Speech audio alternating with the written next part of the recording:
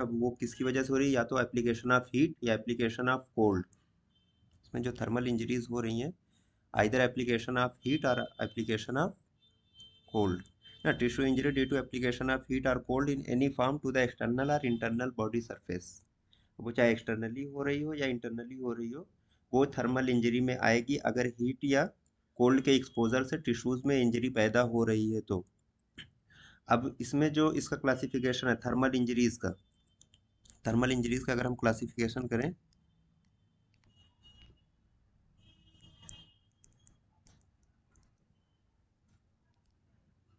तो इसको आप पहले तो ब्रॉड टर्म में दो दो ब्रॉड कैटेगरी में आप इसको डिवाइड कर सकते हैं।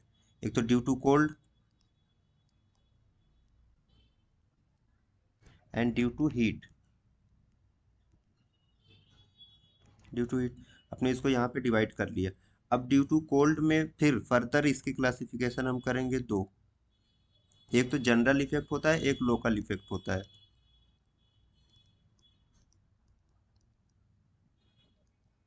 General effect and local effect. अब यहाँ से देखिए जो जनरल इफेक्ट होगा कोल्ड का वो क्या कहलाएगा।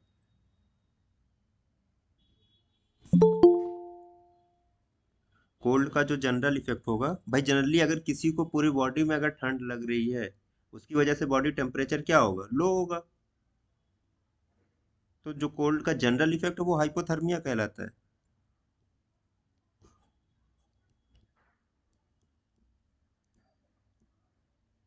क्या कहलाया, हाइपोथर्मिया कहलाया। अब जो लोकल इफेक्ट्स हैं, लोकल इफेक्ट्स ये तीन टर्म में इसको डिवाइड किया गया। एक तो पहला चिल ब्लेन। चिल ब्लेन नाम सुना। First bite and trench foot.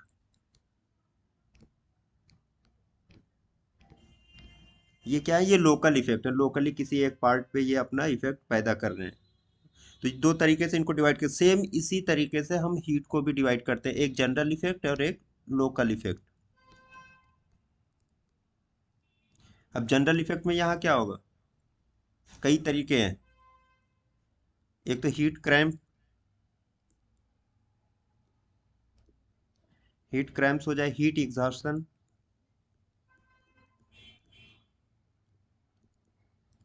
Heat stroke and heat prostration. ये हीट स्ट्रोक है।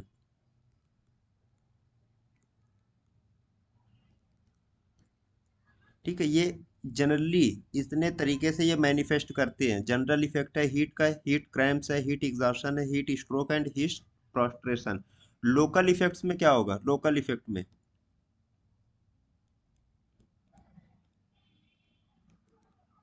हीट का लोकल इफेक्ट क्या आएगा। अरे एक तो आपने पढ़ा है, बर्न तो पढ़ रखा होगा।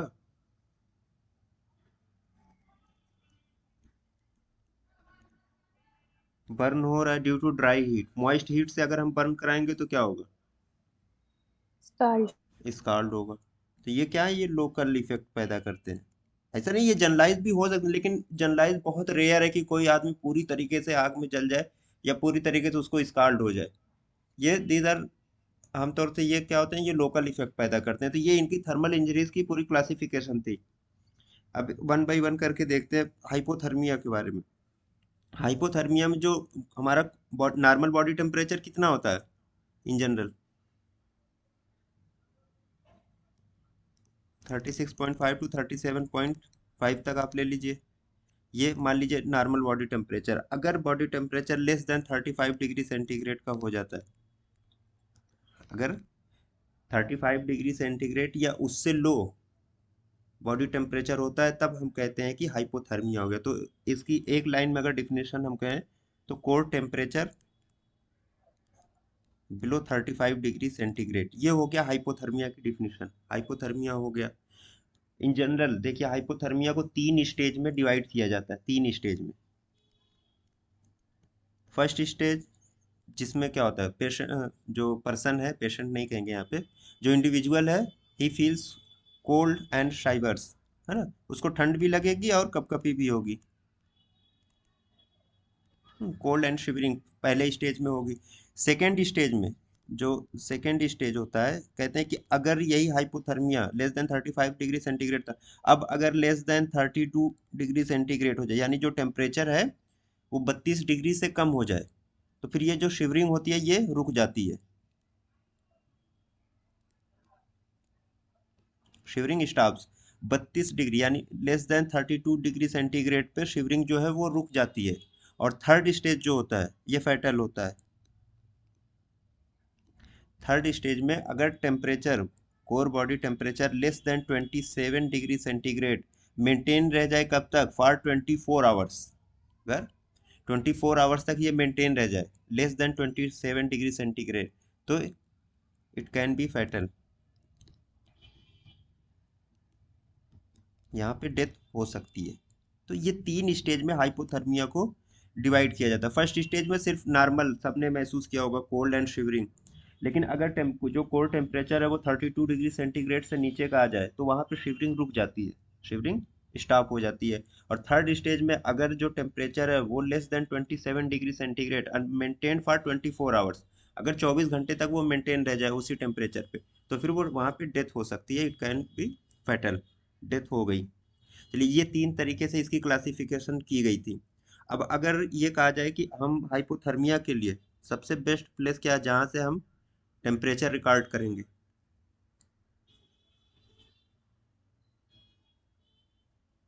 या तो रेक्टल, रेक्टल सबसे अच्छा है।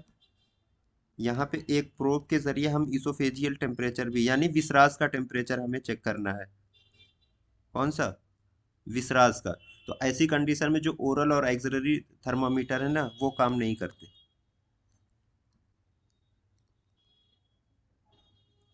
इनको यूज में नहीं लिया जाता है, ये एक्यूरेट नहीं होते हैं। रेक्टल या इसोफेजियल टेम्परेचर यहाँ से लिया जाता है हाइपोथर्मिया को रूल आउट करने के लिए। रिस्क फैक्टर क्या है? एक तो जो सराउंडिंग का टेम्परेचर है वो बहुत कम हो, और एक्सट्रीम्स ऑफ एज जिनमें ये कंडीशन पैदा हो सकती है।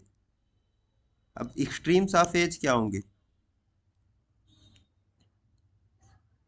इसमें ये इन्फेंट्स और चिल्ड्रंस होते हैं या एल्डरली पीपुल, यानी जो उम्र के दोनों सिरों पे जो हो, शुरुआत के दिनों में हो या लास्ट के दिनों में हो, इसको कहा जाता है एक्सट्रीम्स ऑफ एज।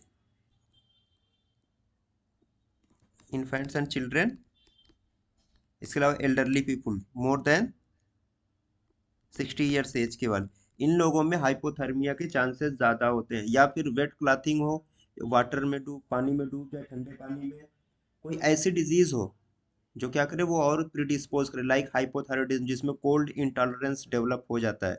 हाँ, या डिमेंशिया है, इनएडिक्वेट न्यूट्रिशन जिसको कहते हैं माल न्यूट्रिशन, या इंटॉक्सिकेटेड पर्सन है। इंटॉक्सिकेटेड का मतलब क्या है?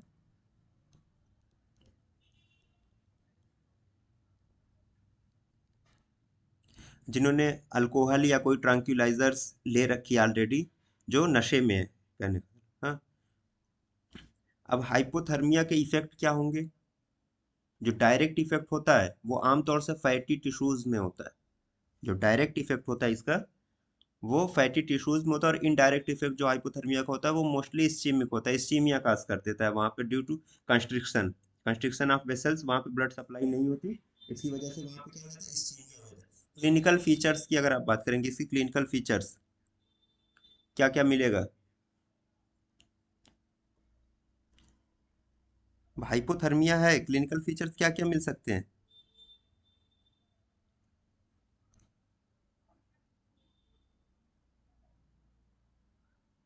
अब अगर टेम्परेचर बहुत ज़्यादा गिर गया, शुरू में तो हमने क्या बताया था, फीलिंग ऑफ कोल्ड, शिवरिंग होगी, हाँ यही सब होगा। लेकिन अगर टेम्परेचर बहुत ज़्यादा गिर जाए, लेस देन मतलब बिलो 32 to 24 आ जाए,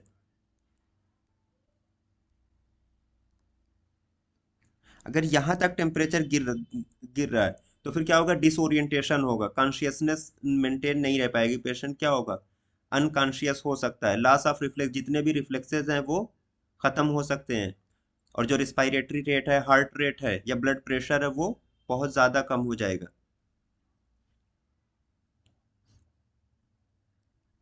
रिस्पायरेटरी रेट है, ब्लड प्रेशर है, हार्ट रेट जो है ये कम हो जाएंगे, बहुत ज़्यादा कम हो जाएंगे। इसके अलावा जो पेशेंट में become unconscious,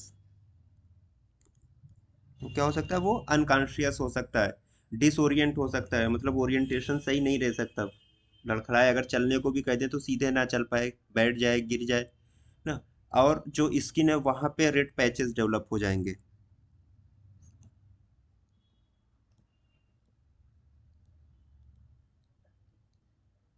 red patches on skin, और फेस पे एडिमा।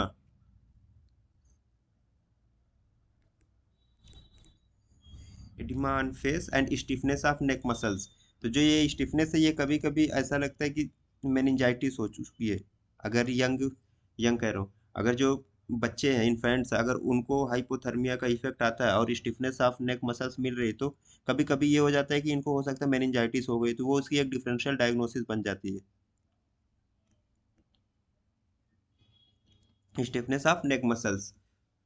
और जो इसमें डेथ होती है, डेथ किन वजह से होती है, ये एक चीज है कि इसमें डेथ होगी किस वजह से। तो डेथ जो होती है, तो मोस्ट कॉमनली वो वेंट्रिकुलर फिब्रिलेशन की वजह से होती है।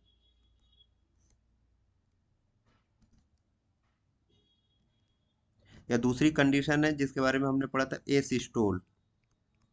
एसिस्टोल का मतलब जो है हार्ट बीट करना छोड़ दे, हार्ट की बीटिंग ही खत्म हो जाए, वो एक जगह पे स्टिल हो जाए, बीट करना छोड़ दे वो।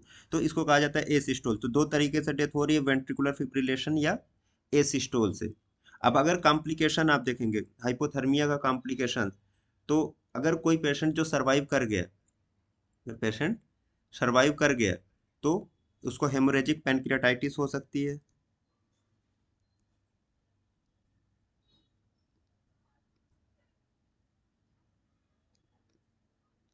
Haemorrhagic pancreatitis, pneumonia,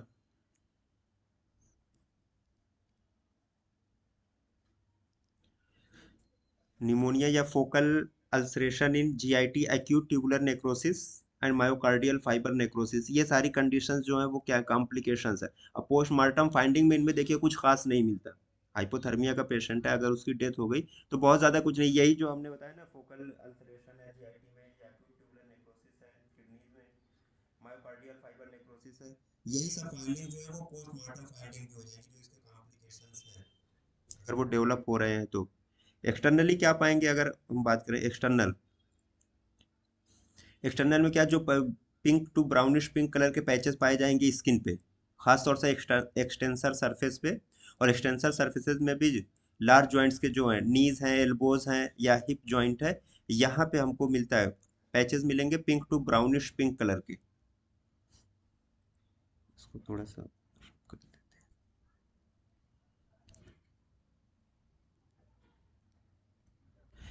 external finding में क्या मिलेगा,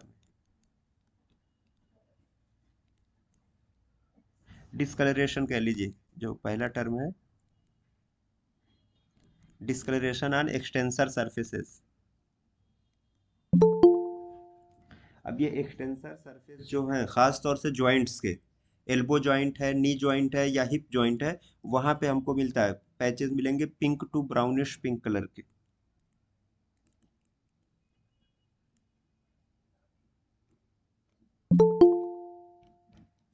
pink to brownish pink colour के हमें पैचेस मिल रहे हैं, ठीक है, डिस्कलरेशन हो गया। जो पोस्टमार्टम स्टेनिंग होती है इसकी, हाइपोथर्मिया के पेशेंट में जो पोस्टमार्टम स्टेनिंग होगी, ये किस कलर की मिलेगी, पोस्टमार्टम स्टेनिंग हाइपोथर्मिया में किस कलर की मिलती है,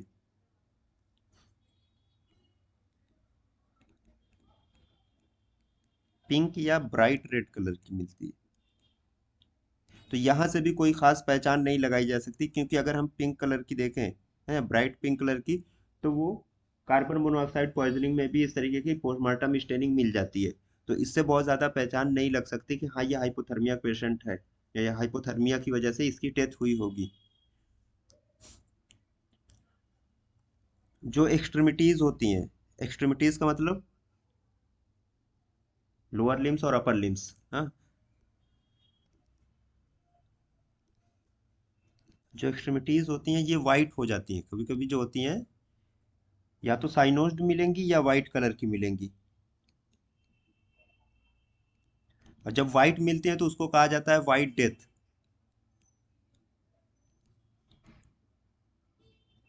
तो हमने नाम दे दिया व्हाइट डेथ का। अब जो इंटरनल फाइंडिंग्स है, इंटरनल में देखिए जो ब्लड है ब्राइट रेड इन कलर होगा, ट्रैकिया में जो सैंग्यूनस फ्लूइड होगा फ्रॉदी कलर का, लंग्स जो होते हैं कंजेस्टेड एडिमेटस होंगे, हार्ट, राइट एट्रियम और राइट वेंट्रिकल का डायलिटेशन मिलेगा, स्टमक में एक स्पॉट मिलेगा, उसको नोट करिएगा।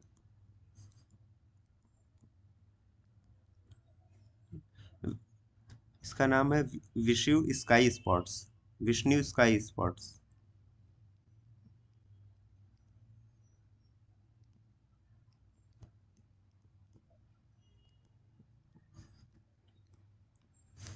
विष्णु स्काई स्पॉट्स ये जो है ब्लैक ब्राउनिश कलर के होते हैं, जो हमारे गैस्ट्रिक म्यूकोजा है उसके इरोशन या अल्सरेशन की वजह से, उसके इरोजन या अल्सरेशन की वजह से ये पैदा होते हैं, वहाँ पे बन जाते हैं, स्टमक में पाए जाते हैं विष्णु स्काई स्पॉट्स।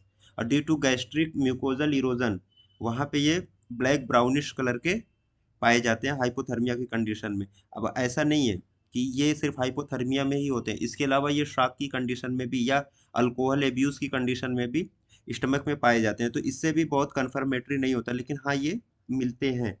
ये नाम है, इसको नोट कर लीजिए, क्या पता कभी काम आ जाए।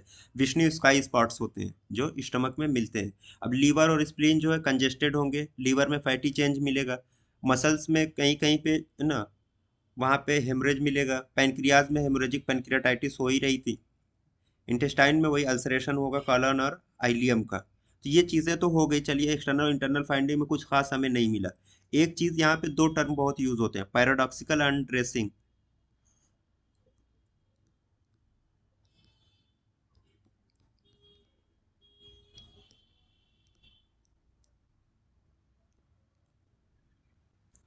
पैराडॉक्सिकल अनड्रेसिंग ये क्या होती है? अक्सर ये पाया गया कि हाइपोथर्मिया की कंडीशन में अगर कहीं पे डेथ हो रही है तो जो बॉडी होती है ना वो या तो पार्शियली या फुल्ली अनड्रेस्ड मिलती है।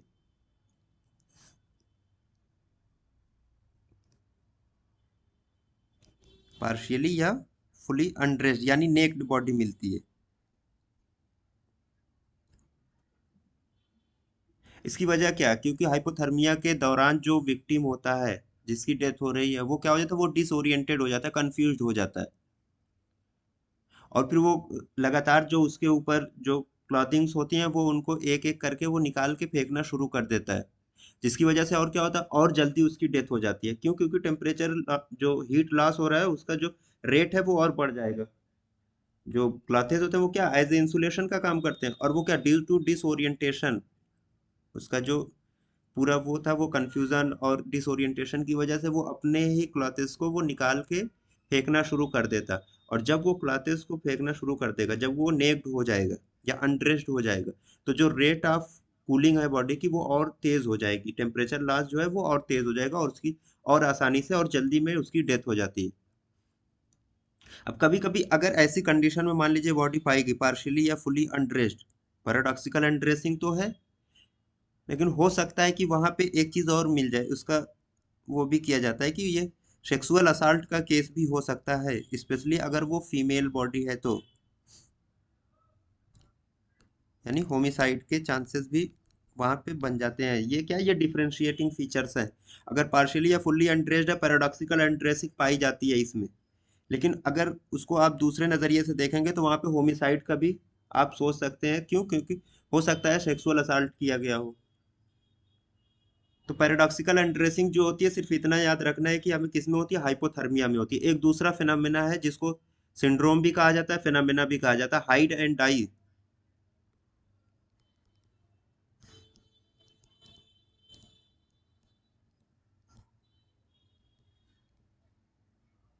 हाइड एंड डाई फिनोमेना ये भी किसमें पाया जाता है, हाइपोथर्मिया में पाया जाता है। इसमें क्या होता है, इसमें जो विक्टिम होता है जिसकी डेथ हो रही होती है, कभी कभी वो या तो बेड के नीचे पाया जाएगा, शेल्फ के पीछे पाया जाएगा, किसी वार्डरोब के पीछे पाया जाएगा, या फिर ऐसा भी हो सकता है कि घर के जितने भी सामान थे, खास तौर से कपड़े, बेडिंग्स, उनको एक जगह इकट्ठा करके उसमें आधा अपने आप को सबमर्ज कर देगा, मतलब आधा घुसा हुआ आपको मिलेगा कि आधा ढका हुआ है वो, आधा बाहर की तरफ निकला हुआ है।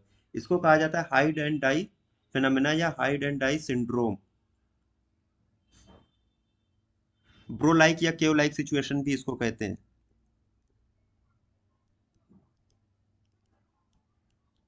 ये सुसाइडल में आएगा। हाइड क्या? And die. नहीं, ये सुसाइड नहीं है, बल्कि क्या, उसको ठंड लग रही है ना, अब वो अपने आप को बचाने की कोशिश कर रहा है। वो अपने आप को बचाने की कोशिश कर रहा है ठंड का, और उसको समझ में नहीं आ रहा, उसके जो हीट रेगुलेटिंग मैकेनिज्म है वो खराब हो चुके हैं। तो उस ऐसी कंडीशन वो क्या, डिसोरिएंटेशन वाली कंडीशन पहुंच जाता है, कंफ्यूज हो जाता है, लेकिन उसे ये एहसास है कि उसे ठंड लग रही है। तो अब उसे क्या करना है, अपने आप को प्रोटेक्ट करना है। कुछ नहीं पा रहा है तो वो क्या कर, बेड के नीचे घुस रहा है, शेल्फ के पीछे जाके खड़ा हो रहा है, या जितने भी सामान थे, खास तौर से बेडिंग्स, कपड़े, हाँ, कर्टेन्स, उनको एक जगह इकट्ठा करके एक ढेर बना लेगा, हीप बना लेगा, और उसके अंदर अपने आप को छिपाने की कोशिश करेगा। तो ऐसी कंडीशन में बॉडी होती है कि ना, आधी जो है वो छुपी हुई मिलेगी, आधी बाहर को निकली हुई मिलेगी, तो उसको कहा जाता है हाइड एंड डाई फिनोमेना। ये सुसाइड वाला केस नहीं है, बल्कि ड्यू टू डिसोरिएंटेशन ये कंडीशन पाई जाती है, मेंटल कंफ्यूजन की वजह से। हाँ, तो ये दो चीजें थी, पैराडॉक्सिकल अनड्रेसिंग और हाइड एंड डाई फिनोमेना। ये दोनों को, दोनों किस में पाया जा रहा है, हाइपोथर्मिया में पाया जा रहा है, हाइपोथर्मिया। अब जो लोकल इफेक्ट थे, चिल ब्लेन या इमर्शन फूड या फ्रेश बाइट, उनको भी थोड़ा सा देखते हैं। चिल ब्लेन में क्या है, चिल ब्लेन जो है एरिथमा परनियो इसको कहते हैं।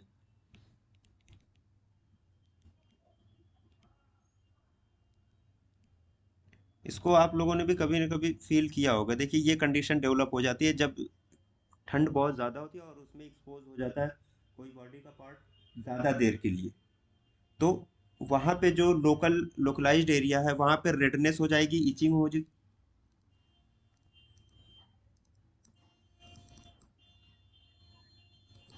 रेडनेस है, इचिंग है, या फिर स्किन लीजन भी डेवलप हो सकते हैं जो एक्सपोज्ड पार्ट है। खास तौर से ये कहाँ पे पाए जाएंगे, रेडनेस, इचिंग, स्किन लीजन्स, ये ज्यादातर जो होते हैं जो एक्सपोज पार्ट, और एक्सपोज पार्ट में भी एक्सट्रीमिटीज, ये एक्सट्रीमिटीज में पाए जाते हैं due to exposure to cold. आमतौर से ये कहा जाता है कि टेम्परेचर जब लेस देन 10 डिग्री सेंटीग्रेड का हो जाता है, ऐसे में अगर बॉडी का कोई पार्ट कम से कम मोर देन 30 मिनट्स या 1 घंटे के लिए एक्सपोज्ड है, तो ये चिल ब्लेन वाली जो कंडीशन ये डेवलप हो सकती है। अब इसमें कुछ नहीं करना है, इसमें कुछ नहीं करना है, इसमें धीरे धीरे इसको, इस पे आप टेम्परेचर को इसको नहीं बढ़ाएंगे, इसको छोड़ दीजिए, रूम टेम्परेचर पे इसको हीट होने दीजिए। इसका जो ट्रीटमेंट किया जाता है यही कहा जाता है कि allow it to warm gradually at room temperature, allow it to warm gradually at room temperature पे इसको वार्म होने दीजिए। उसको आप ना तो रब करेंगे ना तो मसाज करेंगे हीट पहुंचाने के लिए, इसको ऐसे ही छोड़ दीजिए रूम टेम्परेचर पे, ये ऑटोमेटिक धीरे धीरे ये सही हो जाता है, वहां पे कोई इसका कॉम्प्लिकेशन डेवलप नहीं होता है। ये चिल ब्लेन है, एरिथमा परनियो भी इसको कहते हैं। खासतौर से एक्सट्रीमिटीज और पैरों में ये कंडीशन ज्यादा पाई जाती है, और एडिमा भी डेवलप हो जाता है यहाँ पे। नेक्स्ट आता है इमर्शन सिंड्रोम, जिसको हम कहते हैं ट्रेंच फूट।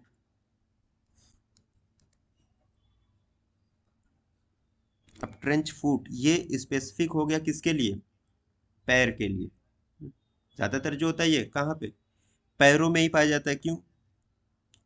क्योंकि जो पर्सन होते हैं, खास तौर से जो सोल्जर्स होते हैं, सोल्जर्स होते हैं, वो कहाँ, ट्रेंच में, अगर कहीं पे जंग हो रही है और बहुत ज़्यादा वो जो इलाका है वो बहुत ठंडा है, और ट्रेंच बनाते, ट्रेंच जो होता है वो ना, जो सॉइल का, सब सॉइल मतलब ज़मीन के नीचे एक हिस्सा खोद के उसको बनाया जाता है उनको रहने के लिए, उसको कहते हैं वो लोग ट्रेंच, वहीं से वो लोग फाइट करते हैं।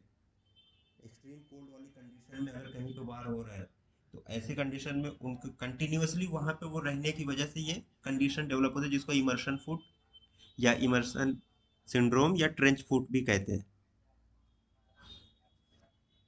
और ये भी जो है, इसका जो टेम्परेचर है ये continuous exposure to less than 10 degree centigrade इसका भी माना जाता है, लेस देन 10 डिग्री सेंटीग्रेड पे।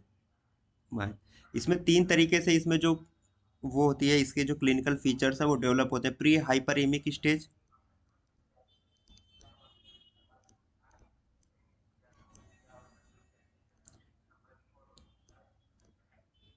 उसके बाद है हाइपरइमिक स्टेज, एंड जो थर्ड है वो पोस्ट हाइपरइमिक स्टेज। इस तरीके से इसको डिवाइड किया गया।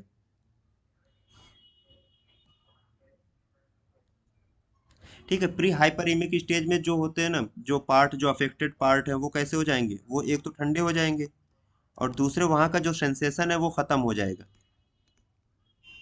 कंटिन्यूअस एक्सपोजर में जो सेंसेशन होता है वो खत्म हो जाता है। तो प्री हाइपरमीमिया की स्टेज में दो कंडीशन मिलेगी, एक तो ठंड और दूसरे एनेस्थीसिया उस पार्ट पे डेवलप हो जाएगा।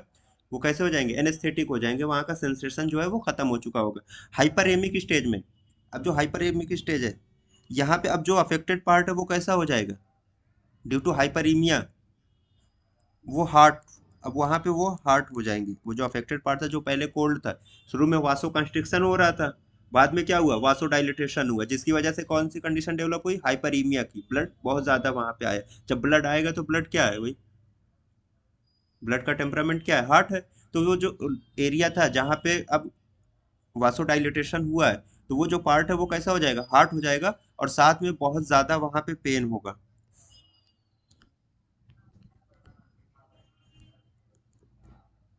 इंटेंस पेन, बहुत ज़्यादा वहाँ पे पेनफुल कंडीशन ये डेवलप हो जाएगी। अब पोस्ट हाइपरेमिक स्टेज में, अब जो पोस्ट हाइपरेमिक स्टेज होती है ना, अब यहाँ पे फिर से जो एरिया था वो पेल या साइनोटिक हो जाएगा।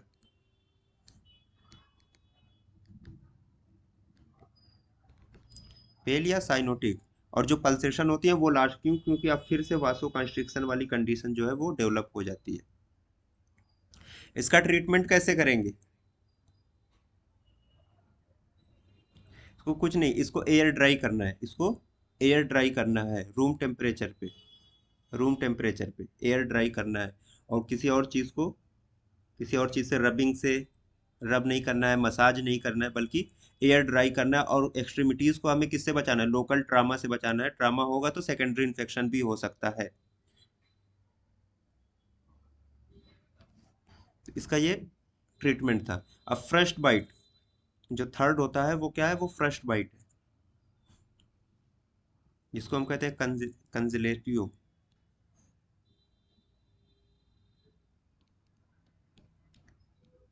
ठीक है।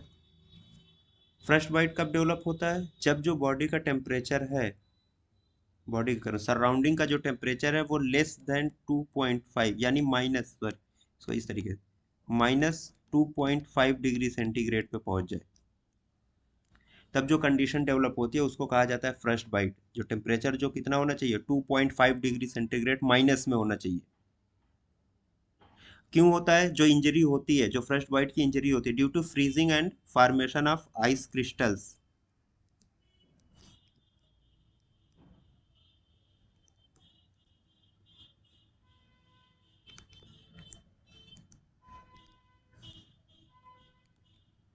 Due to freezing and formation of ice crystals and obstruction of blood supply with tissue. जब आइस क्रिस्टल बन जाएंगे, ब्लड टिश्यूज में क्या होगा? ऑब्स्ट्रक्शन पैदा होना शुरू हो जाएगा, टिश्यूज को जो है ब्लड की सप्लाई नहीं मिल पाएगी, और उसकी वजह से फिर क्या होगा? वहां पे इस्कीमिया डेवलप हो जाएगी। फ्रस्ट बाइट आमतौर से होता है -2.5 डिग्री सेंटीग्रेड पे होता है। अब जो इसकी जो फाइंडिंग्स मिलती है, blue black discolouration of fingers.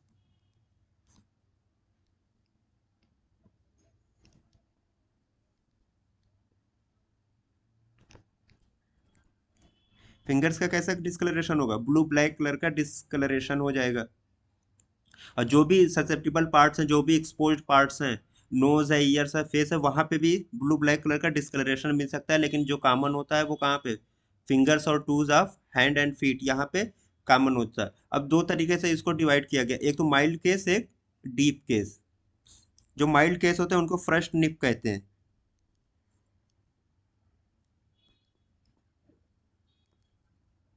Mild case को क्या कहा गया? फ्रस्ट निप कहा गया। फ्रस्ट निप। ये जो होते हैं इसमें, जो माइल्ड केसेस होते हैं, सिर्फ जो स्किन होती है और सबकुटेनियस टिश्यूज होते हैं वो इन्वॉल्व होती हैं। स्किन एंड सबकुटेनियस टिश्यूज सिर्फ यही इन्वॉल्व होती हैं, और जो डीपर स्ट्रक्चर्स होते हैं वो इन्वॉल्व नहीं होते। तो सिम्टम्स क्या मिलेंगे यहाँ पे? Numbness, prickling and etching.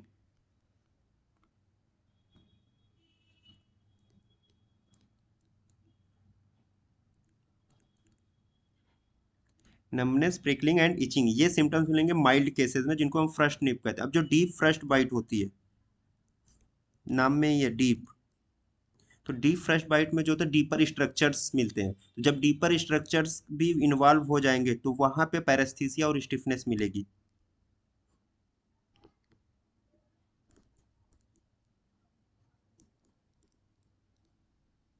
ठीक। पैरेस्थीसिया एंड स्टिफनेस मिलती है। अब इसकी वजह से जो होता है ना, टेंडरनेस और बहुत बर्निंग पेन मिलती है वहां पे।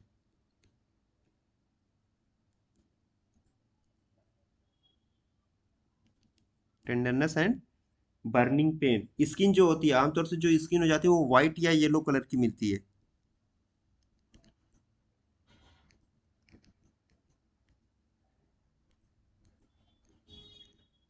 स्किन जो होती है व्हाइट या येलो कलर की मिलती है, और बाद में बाद में जो इसकी इलास्टिसिटी जो है वो धीरे धीरे खत्म हो जाती है। एडिमा, ब्लिस्टर्स, नेक्रोसिस, और लास्ट में गैंग्रीन डेवलप हो जाती है। लास्ट में एंड स्टेज में क्या डेवलप हो जाएगी? गैंग्रीन। गैंग्रीन डेवलप हो जाती है। अब एक चीज इसमें थी जो फ्रस्ट बाइट है, एक चीज नोट करने की है कि फ्रस्ट बाइट जो होती है ये only produce during life. Postmortem के बाद, मतलब आफ्टर डेथ, इसको प्रोड्यूस नहीं किया जा सकता।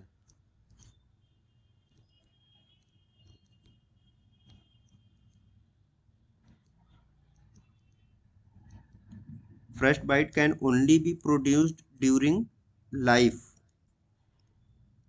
मतलब जीते जी ही ये बन सकती है। मरने के बाद फ्रस्ट बाइट को पैदा नहीं किया जा सकता, इसको बनाया नहीं जा सकता है मरने के बाद, तो it can not be called postmortem. ठीक। कोई क्वेश्चन है किसी का?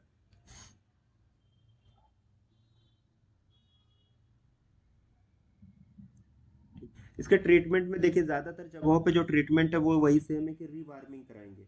अगर मान लीजिए सुपरफिशियल फ्रस्ट बाइट है जिसको फ्रस्ट निप कह रहे हैं, तो वहां पे जो अफेक्टेड पार्ट है उस पे हम क्या लगाएंगे? Firm steady pressure.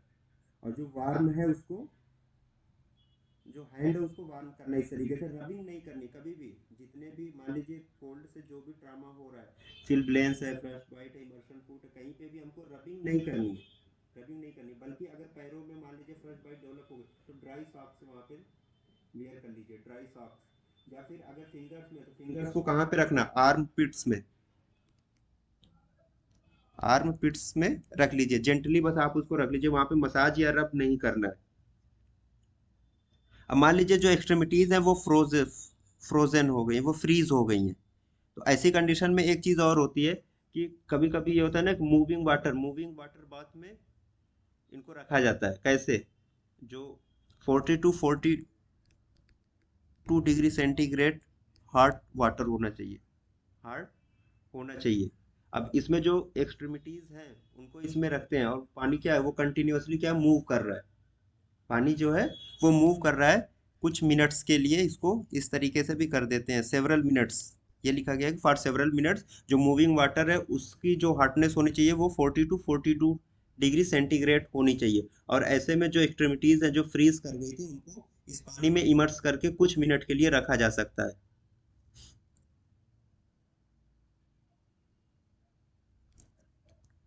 ठीक। अब है हीट इंजरी। हीट इंजरी में जो जनरल इफेक्ट्स थे उसमें क्या क्या थे? हीट क्रैम्प्स थे, हीट स्ट्रोक था, हीट एग्जॉशन था, एंड हीट प्रोस्ट्रेशन, जिसको हम हीट सिंकपी या कोलैप्स भी कहते हैं, ये कंडीशन थी।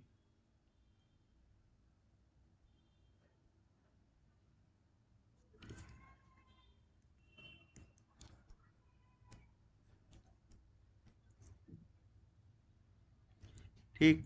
पहला जो है हीट क्रैम्प्स, जिसको हम क्या कहते हैं? फायरमैन्स क्रैम्प।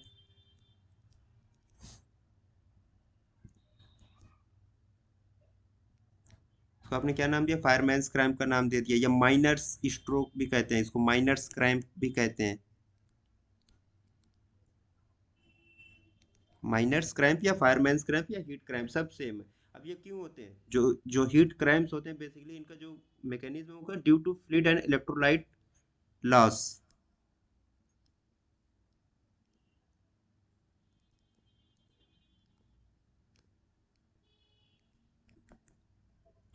जो कंडीशन डेवलप होती है, जो क्रैम्पिंग, ये किससे बनती है? क्यों? क्योंकि ठीक, अगर कोई आदमी जो है वो बहुत हाई टेम्परेचर पे काम, कोई वर्कर है वो हाई टेम्परेचर पे काम कर रहा है, और वहां पे स्वेटिंग जो है वो बहुत ज्यादा हो रही है। क्या हो रही है? स्वेटिंग जो है वो बहुत ज्यादा हो रही है। ऐसे कंडीशन में वो पानी पिएगा, और पानी वो कंटिन्यूअसली पी रहा है, लेकिन जो स्वेटिंग के थ्रू जो सोडियम का लॉस हो रहा है, वो वो अभी उसकी जो वो सप्लाई है वो नहीं हो पा रही है, सिर्फ और सिर्फ क्या मिल रहा है, पानी मिल रहा है। वो अगर उसके साथ पानी होगा, स्वेटिंग हो रही है, सोडियम लॉस कंटिन्यूअस हो रहा है। सोडियम लॉस की वजह से जो होता है डाइल्यूशनल हाइपोनेट्रीमिया डेवलप है। क्यों? क्योंकि पानी की सप्लाई तो हो रही है, उसे बहुत ज्यादा प्रोफ्यूज स्वेटिंग हो रही है, वो वाटर इनटेक ले रहा है, लेकिन उस वाटर में क्या है, सोडियम नहीं है, तो डाइल्यूशनल हाइपोनेट्रीमिया डेवलप हो जाता है।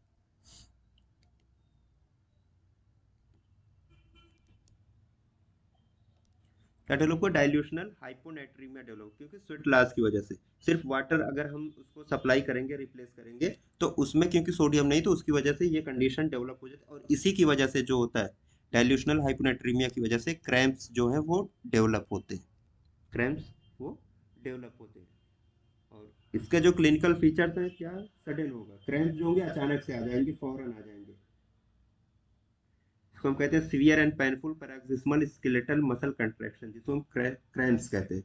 और जो बहुत सीवियर मसल स्पाज्म होता है, जो 1 से 3 मिनट तक लास्ट करता है।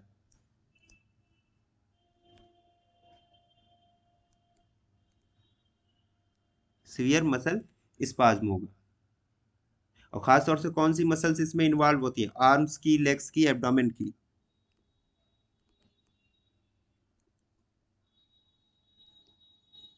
Arms, leg and abdomen. Face कैसा होगा? फेस, चेहरा फ्लश्ड होगा, बहुत ज्यादा, मतलब रेड हो जाएगा। हेडेक होगा, उसको टिनिटस होगा, और वोमिटिंग भी हो सकती है। स्किन कैसी होगी? स्किन मॉइस्ट एंड कूल होगी। बॉडी टेम्परेचर, क्योंकि वाटर इनटेक कंटिन्यूअस है, तो बहुत स्लाइटली इंक्रीज होगा, या कभी कभी क्या होता है, नॉर्मल भी मिल सकता है। अब इसके ट्रीटमेंट के लिए आप क्या करेंगे? हीट क्रैम्प्स हो रहे हैं किसी को, तो सीधी सी बात है, जो हार्ट टेम्परेचर में वो काम कर रहा था, उसको कहाँ पे लेके आएंगे? कूल प्लेस पे लेके आ जाएंगे। और ओरल सलाइन देंगे। अब ओरल सलाइन सोल्यूशन देंगे जिसमें सोडियम भी हो।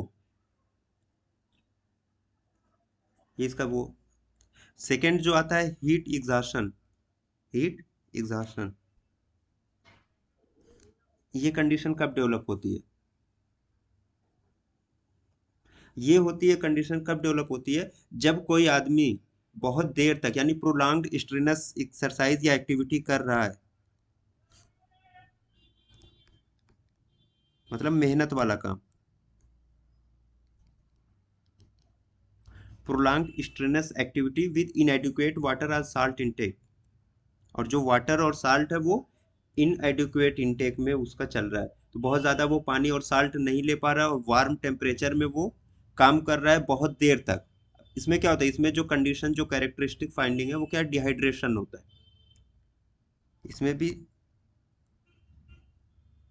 डिहाइड्रेशन, और क्योंकि सोडियम लॉस हो रहा था, सोडियम का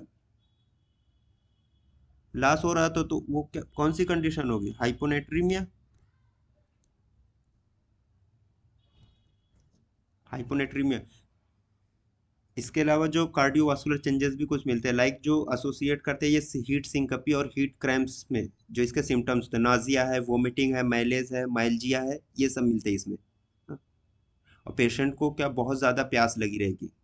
सीएनएस सिम्टम्स में क्या क्या मिल सकते हैं? हेडेक है, डिजीनेस है, फैटिग है। और ये जितने भी सिम्टम्स हैं, हेडेक है, डिजीनेस है, फैटिग है, ये क्यों? Due to water depression. अब अगर हीट एग्जॉशन कंटिन्यूअसली ये है, तो ये किसमें बदल सकता है? Due to heat stroke. अगर स्वेटिंग रुक जाए, देखिए जो बेसिक डिफरेंस है हीट स्ट्रोक और हीट एग्जॉशन या हीट क्रैम्प में। हीट क्रैम्प्स या हीट एग्जॉशन में क्या है? स्वेटिंग बहुत ज़्यादा हो रही है, स्वेटिंग प्रोफ्यूज है, स्वेटिंग हो रही है, कंटिन्यूअसली पसीना आ रहा है, लेकिन अगर वो पसीना रुक जाए, पसीना अगर वो रुक जाए, तो जो कंडीशन अब डेवलप होगी उसको कहते हैं हीट हाइपरपाइरेक्सिया या हीट स्ट्रोक। तो क्या कहा जाता है? हीट हीट स्ट्रोक या हीट हाइपर पायरेक्सिया। बस जैसे ही स्वेटिंग रुक गई, तो वो अब हीट स्ट्रोक, ये कंडीशन थोड़ी सी फैटल है। हीट एक्सॉशन में जो डायग्नोसिस होती है, तो सिम्टम्स कैसे मिलेंगे? सिम्टम्स जो है बहुत देर तक कंटिन्यू रहेंगे। रेक्टल टेम्परेचर अगर लिया जाएगा तो मोर देन 37.8 डिग्री सेंटीग्रेड का मिलेगा। और जो पल्स रेट है वो बहुत ज़्यादा इंक्रीज रहती है। कहा जाता है कि मोर देन 150% ऑफ नॉर्मल। अब मान लीजिए किसी नॉर्मल इंडिविजुअल की जो है वो 80 बीट्स पर मिनट पल्स थी, 80 बीट्स पर मिनट थी, तो ऐसी कंडीशन में अब यहाँ पे कितनी मिलेगी, कम से कम वो 200 बीट्स पर मिनट मिलेगी। इतना ज़्यादा, मोर देन 150% डबल हो जाती है उसकी, 150% से ज़्यादा नॉर्मल के मुकाबले में बढ़ जाती है हार्ट बीट। ट्रीटमेंट में फिर वही सेम है कि इसको कूल इन्वायरमेंट में रखना है, हाइड्रेशन करना है 1 to 2 लीटर्स कम से कम जो है इसको फ्लूइड दिया जाए over 2 to 4 hours. Oral salt replenishment, मतलब ओरली इसको सलाइन सोल्यूशन दिया जाए, और फैन या आइस पैक से इसकी एक्टिव कूलिंग की जाए, और अगर ज़रूरत पड़े तो आईवी एडमिनिस्ट्रेशन भी कर सकते हैं। हीट एग्जॉर्शन में ये दोनों में, हीट क्रैम्प्स में और हीट एग्जॉर्शन में जो बेसिक डिफरेंस है ना, हीट क्रैम्प जो है एक ब्रीफ टाइम के लिए होता है, 1 to 3 मिनट्स, 1 to 3 मिनट्स इसका जो टाइम पीरियड है वो ब्रीफ है हीट क्रैम्प्स का। हीट एग्जॉर्शन में ये प्रोलॉन्ग्ड हो जाता है, टाइम थोड़ा सा बढ़ जाता है, अराउंड 30 मिनट to 1 आवर्स भी हो सकते हैं या उससे ज़्यादा भी हो सकते हैं। बेसिक डिफरेंस इन दोनों में यही है, और जो कंडीशन है लगभग लगभग वो सेम है। नेक्स्ट है हीट हाइपर पायरेक्सिया या हीट स्ट्रोक जिसको कहते हैं, ये लाइफ थ्रेटनिंग कंडीशन है, हीट स्ट्रोक। और ये जो कंडीशन कब डेवलप होती है, जो रेक्टल टेम्परेचर है अगर वो, जिसको हम कोर टेम्परेचर भी कहते हैं, मोर देन 41 डिग्री सेंटीग्रेड का हो जाए, more than 41 degree centigrade, and absence of sweating, sweating is stopped. ये दो कंडीशन है जब हीट पायरेक्सिया डेवलप होती है, ये लाइफ थ्रेटनिंग कंडीशन है। कोर टेम्परेचर यानी rectal temperature more than 41 degree centigrade का हो जाए, और स्वेटिंग जो है वो पूरी तरीके से रुक जाए, एब्सेंस ऑफ स्वेटिंग। अब इसी को जो कहा जाता है ना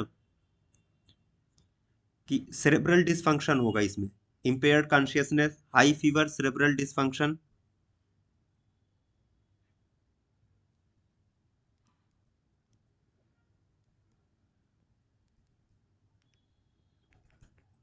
इम्पेयर्ड कॉन्शियसनेस भी रहती है।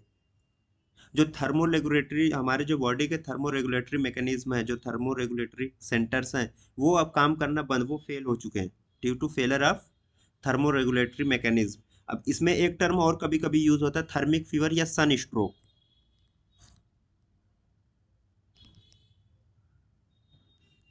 थर्मिक फीवर और सन स्ट्रोक, ये टर्म कब यूज होता है, जब there has been direct exposure to the sun, जब ये कंडीशन डेवलप हो विद डायरेक्ट एक्सपोजर टू सन।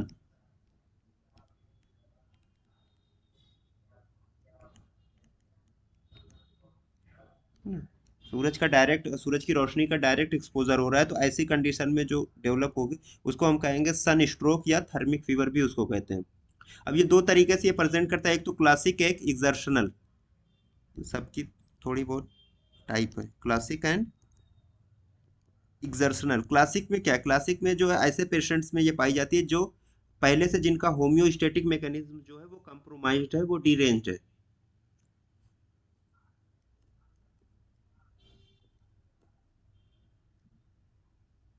यानी थर्मोरेगुलेटरी मैकेनिज्म जिनका कंप्रोमाइज्ड है।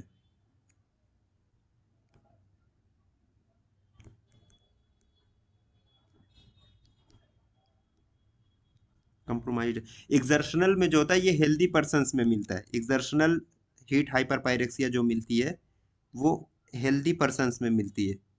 नाम में ये लिखा हुआ है एक्सर्शन, जो क्या कर रहे हैं, स्ट्रेनस एक्सरसाइज कर रहे हैं या कोई बहुत मेहनत वाला काम कर रहे हैं। कौन सी कंडीशंस में, जो बहुत थर्मली स्ट्रेसफुल कंडीशन हो, थर्मली स्ट्रेसफुल इन्वायरमेंट हो, या बहुत हॉट एंड ह्यूमिड कंडीशन में ये काम कर रहे हैं। हेल्दी पर्सन है लेकिन बहुत मेहनत वाला काम कर रहे हैं बहुत हार्ड टेम्परेचर पे, तो ऐसी कंडीशन पे जो स्ट्रोक डेवलप होगा उसको क्या एक्सर्शनल कहेंगे, एक्सर्शनल स्ट्रोक या एक्सर्शनल हीट हाइपरपायरेक्सिया इसको कहते हैं। अब प्रीडिस्पोजिंग काजेज क्या क्या है, एक तो environmental causes like high temperature है, इंक्रीज्ड ह्यूमिडिटी, बहुत ज़्यादा ह्यूमिडिटी है, और ख़ास तौर से जो है ना एक्लिमेटाइजेशन नहीं हो पाया है, बॉडी जो है अभी अपने आप को स्टेबलाइज नहीं कर पाई है उस कंडीशन में, और फिजिकल एग्जर्शन उसके साथ साथ फिजिकली जो है बहुत एक्टिविटी करनी पड़ी, बहुत ज़्यादा काम करना पड़ा। अब नॉन इन्वायरमेंटल काजेज में जो एक्सट्रीम्स ऑफ एजेस होते हैं, इन्फेंट्स और एल्डरली, इन्फेंट्स बच्चे, और एल्डरली मोर देन 60 या 65 ईयर्स के एबव वाले, ओबिसिटी है, अल्कोहलिज्म है, ब्रेन हेमरेज हो चुका है किसी को, मैलिग्नेंट हाइपरथर्मिया है ना, chronically inform, underlying medical condition कोई लाइक थायरोटॉक्सिकोसिस है, सेप्सिस है, इन सब कंडीशंस में भी ये हीट हाइपरपायरेक्सिया डेवलप हो जाएगी। क्लिनिकल फीचर्स में इसके क्या मिलेंगे? क्लिनिकल फीचर्स में एक तो जो आंसेट होता है वो कैसा होता है, वो सडन होता है। आंसेट जो है वो सडन होता है, और जो कॉन्शियसनेस भी फौरन खत्म, लॉस ऑफ सडन आंसेट होता है, and sudden onset loss of consciousness. Patient जो है वो गिर जाएगा, कोलैप्स कर जाएगा, वो कोलैप्स कर गया। प्रोड्रमल सिम्टम्स में क्या क्या मिल सकते हैं? प्रोड्रमल सिम्टम्स कहते हैं जो अक्सर डिजीजेज में इनिशियली वो पाए जाते हैं, वो सिम्टम्स, उनसे आप किसी डायग्नोस्टिक उस पर नहीं पहुंच पाएंगे। लाइक डिजीनेस है, वीकनेस है, नाजिया है, वोमिटिंग है, कंफ्यूजन है, फेंटनेस है, ये सब जो चीजें हैं ना, या डिसोरिएंटेशन है, ड्राउजीनेस है, ये सब क्या है? ये प्रोड्रमल सिम्टम्स है। स्किन कैसी हो जाएगी? स्किन हॉट हो जाएगी इनिशियली, जो शुरू में तो परस्पायरेशन, शुरू में पसीना आएगा, लेकिन बाद में क्या होगी? ड्राई हो जाएगी, जो स्वेटिंग है वो रुक जाएगी। टैकीकार्डिया होगा, टैकीकार्डिया डेवलप हो गया। इसके अलावा हाइपर वेंटिलेशन होता है,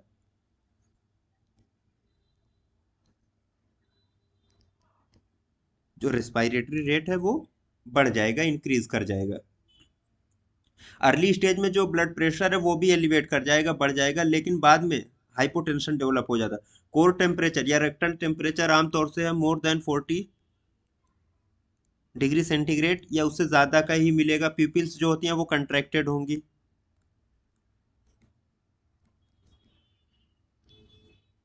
प्यूपिल्स क्या होंगी? कंट्रैक्टेड होंगी। इसके अलावा जो है delirium, blood visions, convergence, collapse and unconsciousness, ये सारी कंडीशंस इसमें मिलती हैं। ये इसके क्लिनिकल फीचर्स हैं। इसमें डेथ भी हो सकती है। किन रीजन से होगी? सेरेब्रल, कार्डियोवास्कुलर, हिपैटिक या रीनल डैमेज की वजह से इसमें डेथ हो सकती है। ट्रीटमेंट क्या करेंगे? सबसे पहले पेशेंट को अनड्रेस करना है। हमें क्या करना है? जो पर्सन है, जो विक्टिम है, उसको अनड्रेस करना है, और उस पे ना कम से कम 20 डिग्री सेंटीग्रेड का कोल्ड वाटर उस पे स्प्रे करना है। 20 डिग्री सेंटीग्रेड कोल्ड वाटर जो है उस पे स्प्रे करना है, और साथ में एयर को भी उस पेशेंट्स की बॉडी से पास कराना है, across the patients body. Air should be passed across patient body. इसके अलावा कभी कभी होता है कि पूरे पर्सन को एक इमर्स कर देते हैं, किसमें? आइस वाटर बाथ में ना, इमर्शन इन आइस वाटर बाथ, थोड़ी देर के लिए।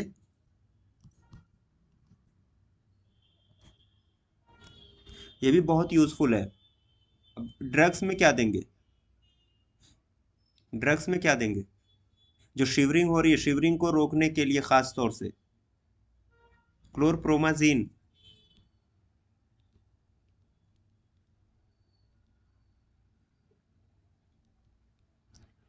क्लोरप्रोमाजीन ये देते हैं, या डायजेपाम दे सकते हैं। डायजेपाम खास तौर से ये यूज की जाती है टू स्टॉप शिवरिंग, शिवरिंग को रोकने के लिए इसको दिया जाता है। और कहते हैं कि जो ट्रीटमेंट है ये कब तक किया जाना चाहिए? खास तौर से जो इमर्शन इन कोल्ड वाटर या कोल्ड वाटर स्प्रेइंग कर रहे थे, कोल्ड एयर का पास करा रहे थे उसकी बॉडी से, तब तक कराना चाहिए जब तक कि उसका रेक्टल टेम्परेचर है वो लेस देन 39 डिग्री सेंटीग्रेड ना आ जाए। जो रेक्टल टेम्परेचर है वो 39 डिग्री से कम अगर नहीं हो रहा है, तब तक हम ये सारी कंडीशन या ट्रीटमेंट जो है वो कंटिन्यू रखेंगे। अब कॉम्प्लिकेशंस में क्या क्या डेवलप हो सकता है? पेशेंट्स अगर सर्वाइव कर गए फॉर मोर देन 24 आवर्स, तो उनमें लोबार न्यूमोनिया मिल सकती है, acute tubular necrosis of kidneys है, हिपैटिक नेक्रोसिस है, मायोकार्डियल फाइबर नेक्रोसिस। ज़्यादातर जो कंडीशन है जो कोल्ड में मिल रही थी वो यहाँ पे भी मिल रही है। मायोग्लोबिन्यूरिया ये भी मिल सकता है। पोस्टमार्टम फाइंडिंग में हमें कुछ खास नहीं मिलेगा। लंग्स है, हार्ट है, यहाँ पे क्या मिलेगा? कंजेशन मिलेगा। लंग्स में कंजेशन मिलेगा, इंट्राथोरेसिक पेटिकी मिल सकती है। हार्ट में क्या? सब इंडोकार्डियल हेमरेज मिल सकता है। ब्रेन भी क्या होगा? कंजेस्टेड एंड एडिमेटस होगा। कोई इस तरीके की कार्डिनल फाइंडिंग नहीं है, सब नॉन स्पेसिफिक फाइंडिंग है।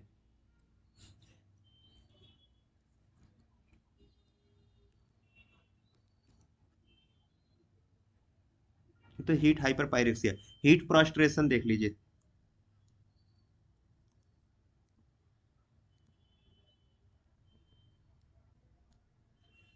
हीट प्रोस्ट्रेशन, यानी जिसको हम कहते हैं कोलैप्स या हीट सिनकपी।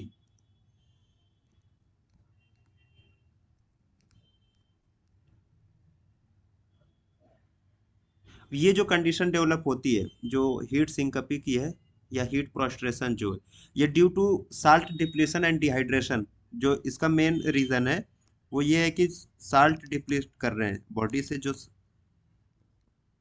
सोडियम क्या है वो बाहर निकल रहा है। और उसकी दूसरी वजह क्या है, डिहाइड्रेशन। डिहाइड्रेशन क्यों हो रहा है, due to profuse sweating. Sweating की वजह से वाटर लॉस हो रहा है, उसकी कंडीशन क्या, डिहाइड्रेशन हो रहा है। तो ये दो कंडीशन है जो हीट प्रोस्ट्रेशन से लिंक की गई, salt depression and dehydration due to excess of sweating and cutaneous water dilation. अब इसकी वजह से क्या होता है, सिस्टमिक और सेरेब्रल हाइपोटेंशन। जब डिहाइड्रेशन होगा तो हाइपोटेंशन डेवलप हो जाएगा। कौन सी कंडीशन डेवलप होगी, हाइपोटेंशन की। लेकिन जो इसमें हाइपोटेंशन तो हो रहा है, सब्सिक्वेंटली जो टेम्परेचर राइज करना चाहिए बॉडी का वो राइज नहीं कर रहा है। बॉडी का टेम्परेचर जो है एक्सेसिव हीट में तो है, लेकिन टेम्परेचर जो है रिमेन्स अनचेंज्ड। टेम्परेचर को राइज करना चाहिए लेकिन वो राइज नहीं कर रहा है। ठीक है, ये कंडीशन ज्यादातर जो है डेजर्ट वाली कंडीशन, डेजर्ट में रहने वाले लोगों में पाई जाती है। डेजर्ट्स को हीट प्रोस्ट्रेशन भी कहते हैं। इसमें जो थोड़ा सा डिफरेंस है ना, हीट स्ट्रोक में क्या था, ड्राई एंड हॉट स्किन थी, यहाँ पे मॉइस्ट एंड क्लैमी स्किन होगी, फेस जो होगा पेल होगा। जो प्यूपिल्स होंगी वो इसमें डायलेटेड होती हैं। पिपिल्स जो थी वो डायलेटेड थी। और जो हीट स्ट्रोक या हीट हाइपरपायरेक्सिया था वहां पे पिपिल्स कैसी थी, कंस्ट्रिक्टेड थी। कंस्ट्रिक्टेड थी।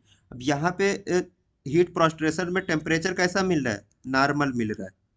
बॉडी का टेम्परेचर जो है वो नॉर्मल मिल रहा है। और यहाँ पे हाइपरथर्मिया थी, किसमें, हीट स्ट्रोक में।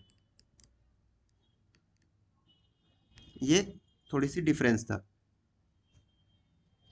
अब इसके बाद बर्न। बर्न आप लोगों ने पढ़ रखा है। बर्न में क्या होता है, कोआगुलेटिव नेक्रोसिस होती है।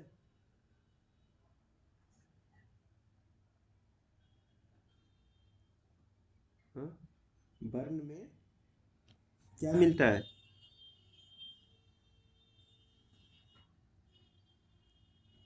कोआगुलेटिव नेक्रोसिस बर्न में पाई जाती है कि नहीं। Yes sir. पाई जाती है। लेकिन बर्न की जब हम डिफिनीशन, बर्न में तो ठीक है, बर्न में कोआगुलेटिव नेक्रोसिस पाई जा रही है, लेकिन बर्न की डिफिनीशन थोड़ी सी और ब्रॉडर टर्म है कि an injury caused by heat और बाय ए केमिकल और physical agent having an effect similar to heat. Heat की तरह इसके इफेक्ट्स होते हैं। अब बर्न में बहुत तरीके के बर्न्स होते हैं। बर्न्स बहुत तरीके के होते हैं।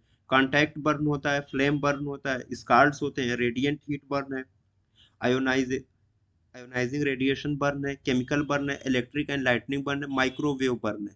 ये सब क्या है, ये सब बर्न की एक क्लासिफिकेशन है। कॉन्टैक्ट बर्न में क्या है, जो बॉडी है और किसी हार्ड ऑब्जेक्ट है उसके बीच में क्या हो जाना चाहिए, फिजिकल कांटेक्ट हो जाना चाहिए। तो उसको हमने नाम दे दिया कांटेक्ट बर्न का। इसमें फिजिकली जो है एक दूसरे से उनका मिलन होना चाहिए, कहने का मतलब एक दूसरे से कांटेक्ट होना चाहिए। Physical contact between the body and hard object. Like मान लीजिए कोई हीटेड सॉलिड या मेटल है, वहां पे आप बैठ जाइए, तो अब जो ये बर्न होगा इसको हम कहेंगे कांटेक्ट बर्न। जो कंडीशन यहाँ पे जो डेवलप होती है, ब्लिस्टर्स ज़्यादा बनते हैं ऐसी कंडीशन में। ब्लिस्टर्स बनते हैं और एरिथमा अपीयर हो जाता है। अब जैसा एजेंट हो, मान लीजिए जो सॉलिड था, राउंड था, तो इसी कलर के ब्लिस्टर्स और एरिथमेटस कंडीशन भी बॉडी पे लोकलाइज्ड जो है वो डेवलप हो जाएगी। फ्लेम बर्न,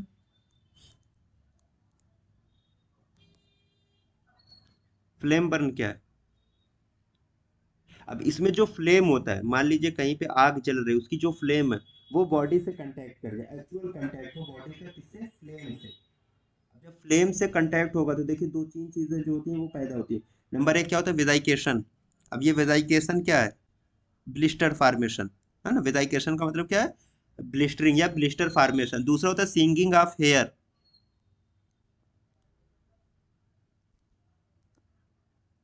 बालों का जलना देखा है ना,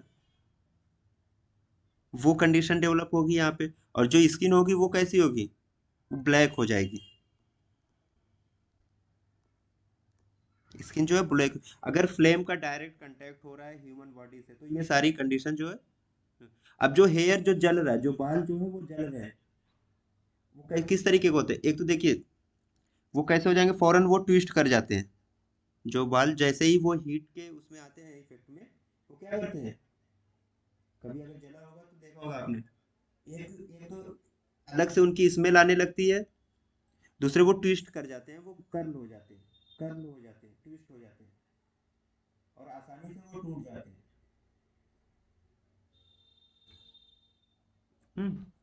ये था फ्लेम बर्न। दूसरा थर्ड होता है scald.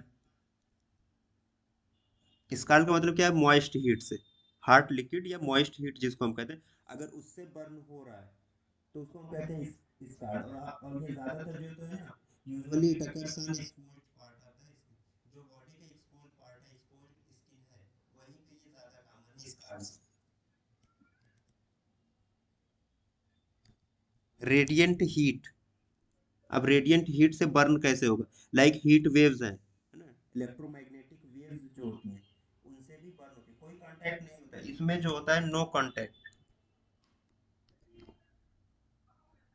No contact between body and flame या हार्ड सरफेस से कोई कांटेक्ट नहीं होता। शुरू में इनिशियल स्टेज में जो स्किन होती है वो कैसी होती है, appears erythematous, erythematous and blisters. यहाँ पे क्या मिलेगा, ब्लिस्टर्स भी मिल जाएंगे। इनिशियल स्टेज में ये कंडीशन है, लेकिन बाद में क्या होता है, जो स्किन हो जाती है वो कैसी हो जाती है, it becomes light brown colour की हो जाती है। इसके अलावा भी है, लाइक आयोनाइजिंग रेडिएशन बर्न, जिसमें एक्सरेज है, रेडियम अल्ट्रावायलेट रेज है, केमिकल बर्न्स है, electric and lighting, microwave burn है, कुछ खास नहीं इसका। थोड़ा सा इसकी बर्न की हम क्लासिफिकेशन देख लेते हैं, कितने टाइप से क्लासिफाई किया गया था इसको, बर्न को। आप लोगों ने पढ़ा है सर्जरी में, बताइए जल्दी जल्दी। सर डिग्री पूछ रहे हैं? हाँ, degree degree. First second third. First second third. अगर मैं कहूँ कि ये 6 टाइप का भी इसका क्लासिफिकेशन की गई है तो क्या वो गलत होगा। देखिए इसमें कई तरीके हैं, एक तो जो एक नाम आता है, डिप्टरेंस।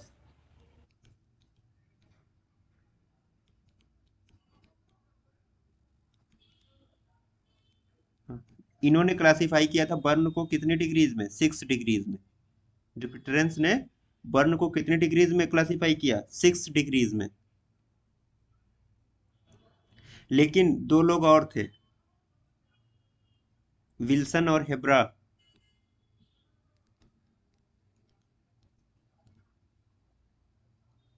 इन्होंने जो क्लासिफाई किया था जो बर्न को, वो इस तरीके से किया था, epidermal burn, dermo epidermal and deep burn. इन्होंने भी 3 टाइप की क्लासिफिकेशन दे दिया। और जो ये थे डिप्टरेंस थे, इन्होंने 6 डिग्री की क्लासिफिकेशन दी थी, प्राइमरी सेकेंडरी टर्शियरी, मतलब इस तरीके से इन्होंने अप टू 6 क्लास तक इन्होंने क्लासिफाई किया था बर्न को। विल्सन एंड हेब्रा इन्होंने 3 डिग्री दी थी। डिग्री कैसे दी थी, एपिडर्मल बर्न थे इनके, epidermal, dermo epidermal and last में डीप बर्न, यानी बिलो द डर्मिस, जो स्ट्रक्चर्स थे वो भी हो गए। ये जो क्लासिफिकेशन थी वो किसकी थी, विल्सन एंड हेब्रा की। उसके बाद एक भाई साहब आए, इवांस, इवान, अब इनका पूरा नाम मुझे नहीं पता है, जिन्होंने बर्न को नाम दिया कौन सा, superficial, partial and full thickness burn, जिसको आप लोग वही फर्स्ट डिग्री, सेकंड डिग्री और थर्ड डिग्री के नाम से जानते हैं। फर्स्ट डिग्री बर्न को हम क्या कहेंगे, सुपरफिशियल भी कहेंगे। सुपरफिशियल। अब ये देखिए आप लोगों के लिए बहुत इजी हो जाएगा। सुपरफिशियल बर्न है तो ज्यादातर क्या होगा, सिर्फ और सिर्फ एपिडर्मिस इन्वॉल्व होगी, ज्यादा से ज्यादा क्या इन्वॉल्व होगी, एपिडर्मिस इन्वॉल्व हो रही है। तो जो बहुत ज्यादा ये पेनफुल होती है, ये जो कंडीशन है ये बहुत ज्यादा पेनफुल होगी। कलर कैसा होगा, रेड या पिंक कलर का, अगर बर्न हो रहा है, सुपरफिशियल बर्न हो तो रेड या पिंक कलर की स्किन हो जाएगी, पेनफुल कंडीशन डेवलप हो जाएगी। हाँ, और ब्लिस्टर फार्मेशन नहीं होता है यहाँ पे, no blistering, no blistering, blistering formation नहीं होगा। अब ये जो इसकी वजह से सनबर्न जो होता है, अब कहें कि सनबर्न जो है वो किस डिग्री में आप लेके आएंगे? फर्स्ट हाँ, सनबर्न जो होता है वो इसी में आता है।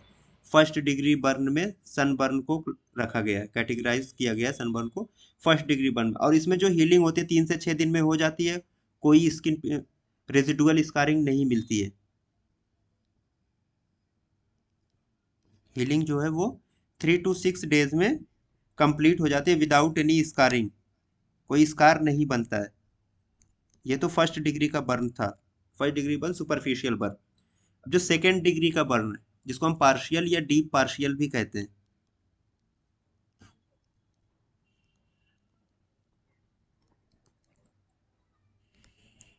Partial and deep partial burn. Second degree burn में जो होता है ना, एपिडर्मिस और कुछ हद तक जो अंडरलाइंग डर्मिस है वो भी इन्वॉल्व होती है। पूरी एपिडर्मिस तो इन्वॉल्व होगी ही होगी, plus some part of dermis ये भी इन्वॉल्व होता है इसमें सेकेंड डिग्री बर्न में। तो अब जो वहां पे कलर होगा स्किन का वो कैसा होगा? डीप रेड कलर की हो जाएगी, ऐसे डीप रेड इन कलर। हाँ, बहुत पेनफुल होगी, ब्लिस्टर यहाँ पे बनेंगे। अब यहाँ पे देखिए, ये पेनफुल तो ये भी है, साथ में यहाँ पे क्या मिल रहा है हमको? यहाँ पे ब्लिस्टर्स मिल रहे हैं, ब्लिस्टर फॉर्मेशन होंगे। और अप टू 3 वीक्स कहते हैं कि ये इसकी हीलिंग हो जाएगी विद स्कारिंग।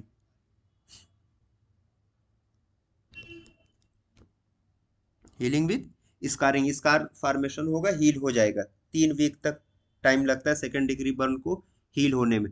जो थर्ड डिग्री बर्न है, थर्ड डिग्री बर्न, ये फुल थिकनेस बर्न इसको कहते हैं।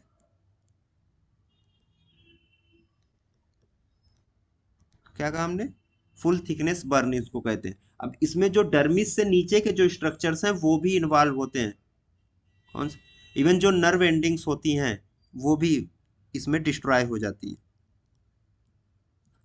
जो नर्व एंडिंग्स है वो भी खत्म हो गई। जब नर्व एंडिंग्स खत्म हो गई तो इसलिए कहा जाता है कि जो थर्ड डिग्री बर्न है it is relatively painless.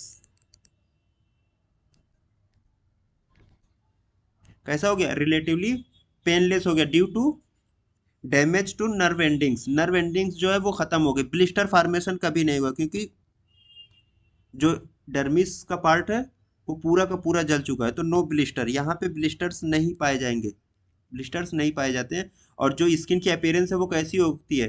Dry और लेदरी अपीयरेंस होती है। हाँ? और स्किन का जो स्पॉन्टेनियस रीजनरेशन है वो यहाँ पे नहीं हो सकता है। और ऐसी कंडीशन में थर्ड डिग्री बर्न में स्किन ग्राफ्टिंग की ज़रूरत पड़ती है। इसकी ज़रूरत पड़ी स्किन ग्राफ्टिंग की थर्ड डिग्री बर्न में या डी फुल थिकनेस बर्न में हमें स्किन ग्राफ्टिंग की ज़रूरत पड़ती है। हाँ, ये रिलेटिवली पेनलेस होते हैं। कैसे होते हैं? ये पेनलेस होते हैं।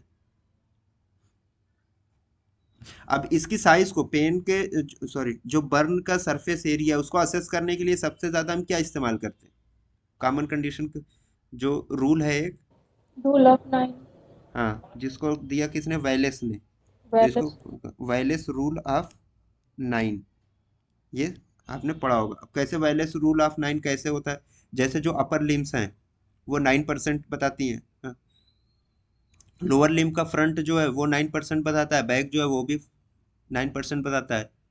और जो चेस्ट है उसका फ्रंट भी 9% है, बैक भी 9% है। इसी तरीके से एब्डोमेन का भी 9% फ्रंट 9% बैक है ना। हेड और नेक का जो पूरा पोर्शन है वो 9%, और पेरिनियल रीजन जो है वो 1%। ये आपने उसमें सर्जरी में देख रखा है। और जो पेशेंट्स का हैंड है, हैंड जो पूरा ये, वो 1% बताता है टोटल बॉडी सरफेस एरिया का। जो पेशेंट्स हैंड है वो 1% टोटल बॉडी सरफेस एरिया को शो करता है। और ये जो स्मॉल बर्न्स होते हैं इसमें ये यूज़फुल हो जाता है कैसे? टू गाइड करने के लिए कब हमें हॉस्पिटलाइज करना है, कब नहीं करना है। और अगर बर्न का जो 1/3 ऑफ बॉडी सरफेस, अब कहेंगे बर्न कब फैटल होगी?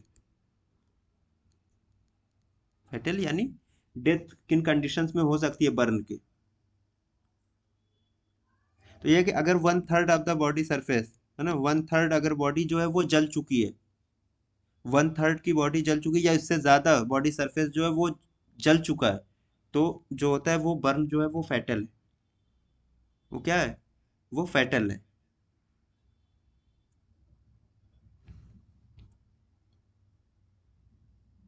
अब इसमें है कि कुछ तरीका और है कि किस तरीके से हम इसको देखते हैं। जैसे बच्चों के लिए एक अलग चार्ट बना था।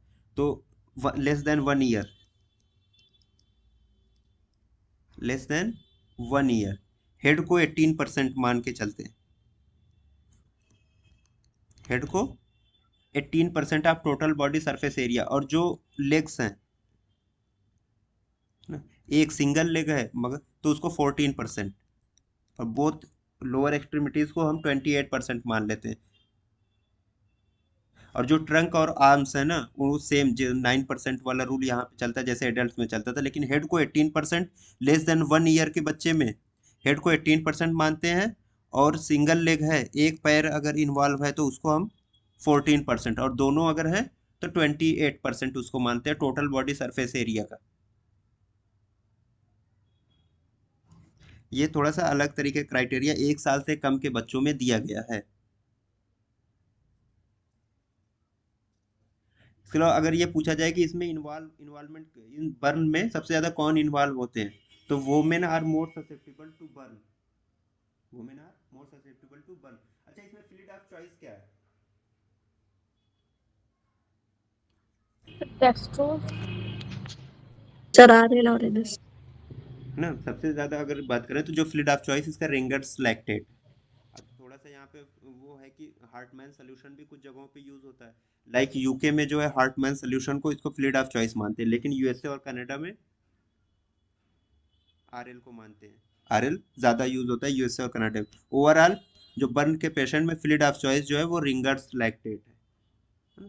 हार्टमैन सोल्यूशन की एक खास हार्टमैन नहीं, वो डायरोज सोल्यूशन था ना जिसमें पोटेशियम कंटेंट ज्यादा होता है। ये डायरोज था ना, इसमें पोटेशियम कंटेंट शायद ज़्यादा होता है। ये भी कभी कभी यूज़ किया जाता है, लेकिन मोस्ट कॉमनली जो यूज होता है वो रिंगर्स लाइक। अब इसको इसको कैसे कैलकुलेट करते हैं कि कितना फ्लूइड हमें चाहिए बर्न के पेशेंट में? दो फार्मूले यूज होते हैं, पार्कलैंड फार्मूला।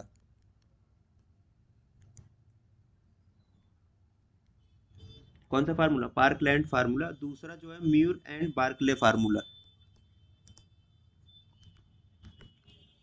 ये मेरे ख्याल से सर्जरी आप लोग भूल गए हैं, वरना ये फार्मूले तो याद ही रहते, नाम तो याद ही रहता बर्न के पेशेंट में। पार्कलैंड फार्मूला और म्यूर एंड बार्कले फार्मूला, ये जो होता है amount of fluid to be replaced, कितना अमाउंट ऑफ फ्लूइड चाहिए इस पेशेंट में ओवर 24 आवर्स, वो उसको कैलकुलेट करने के लिए ये फार्मूले यूज। पार्कलैंड फार्मूला जो होता है आमतौर से ये रिंगर्स लैक्टेट को, ये आरएल को कैलकुलेट करता है। ये जो है आरएल को कैलकुलेशन के लिए यूज किया जाता है। अब ये बताता क्या, ये बताता है कि ना पहले 24 आवर्स में एडल्ट्स को 4 ml पर केजी, 4 ml पर केजी के हिसाब से पर परसेंट बर्न, जितने परसेंट बर्न एरिया है उसके हिसाब से हम देंगे एडल्ट्स को इनिशियल 24 आवर्स में, एडल्ट्स को इनिशियल 24 आवर्स में। और बच्चों को 3 ml कर देते हैं, बच्चों को 3 ml पर केजी पर परसेंट ऑफ बर्न ये देते हैं। ये पार्कलैंड फार्मूला है। अब ये तो हमें देना इन 24 आवर्स, लेकिन कैसे देते हैं? अब मान लीजिए जो हमने कैलकुलेट कर लिया जितना भी आ रहा है उसका आधा जो होगा वो 8 आवर्स में हम दे देंगे। जो कैलकुलेशन हमने किया जितना भी फ्लूइड की जरूरत पड़ी उसका हाफ जो है हम 8 आवर्स में दे देंगे, और जो रिमेनिंग है उसको अब अगले 16 आवर्स में देंगे। बाकी जो रिमेनिंग है उसको 16 आवर्स में देते हैं। इस तरीके से इसको डिवाइड करके दिया गया पार्कलैंड। इसी तरीके से म्यूर एंड बार्कले फार्मूला था, ये जो है ना इनफीड ड्यूरिंग द फर्स्ट 36 आवर्स का इन्होंने फार्मूला दिया था। इन्होंने फर्स्ट इसका फार्मूला है बाकायदा कि जो रेशन वाला है। हाँ वही, वो म्यूर एंड बार्कले का फार्मूला था। पार्कलैंड फार्मूला ये हो गया। तो अब कोई बर्न पेशेंट है उसका एडमिशन का क्राइटेरिया क्या होगा, कब उसको हम एडमिट करेंगे, हॉस्पिटलाइज करेंगे? अब अगर पार्शियल थिकनेस बर्न है more than 10% of total body surface area, अगर पार्शियल थिकनेस बर्न है वो भी कितना, more than 10% of total body surface area, 10% से ज़्यादा की अगर पार्शियल थिकनेस बर्न है तो हम उसको हॉस्पिटलाइज कर देंगे। या फिर टोटल बॉडी सरफेस का सिर्फ 2% फुल थिकनेस बर्न है, किसी भी एज ग्रुप का हो, तो हम उसको हॉस्पिटलाइज करेंगे।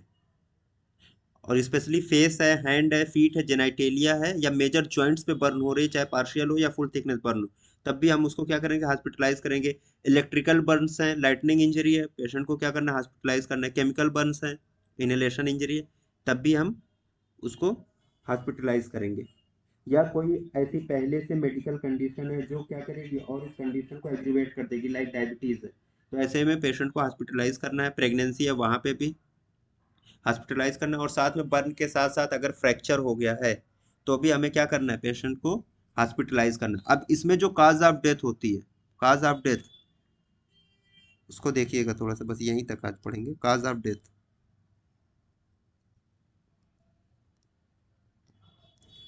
काज ऑफ डेथ इसमें प्राइमरी जो इनिशियल जो काज होता है ना, जिसको हम कहते हैं न्यूरोजेनिक शॉक से होता है, जिसको हम प्राइमरी या न्यूरोजेनिक शॉक कहते हैं।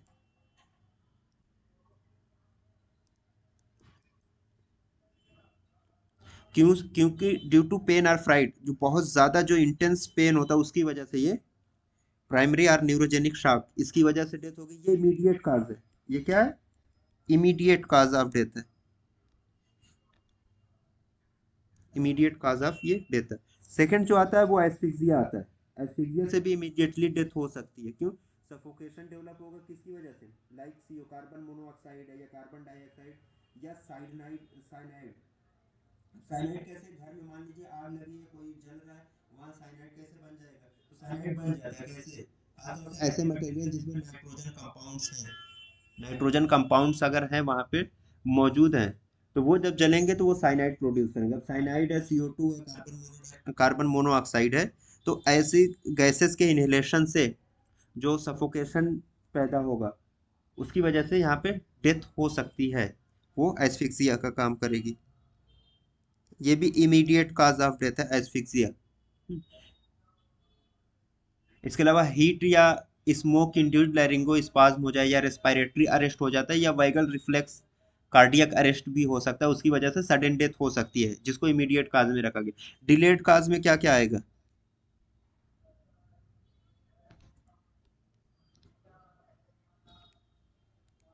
Septicemia. डिलेड काज में जो वो डिलेड में हाँ, सेप्टिसीमिया जो है वो मोस्ट इंपॉर्टेंट काज है डिलेड डेथ का। इसके अलावा इसमें जो हाइपोवोलेमिक शॉक या सेकेंडरी शॉक जिसको कहते हैं वो भी होता है।